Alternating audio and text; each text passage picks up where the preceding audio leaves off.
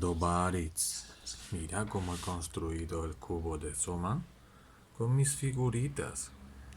Cada una está hecha con piezas de papel.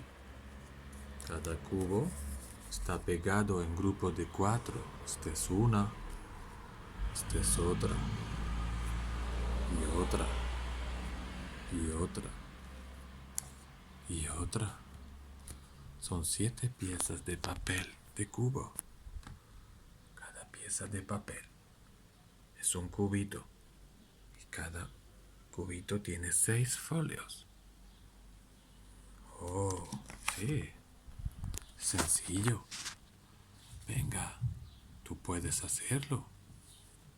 ¿Por qué no? Seguro que consigues.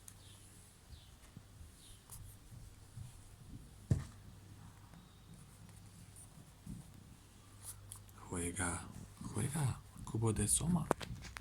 Es muy fácil.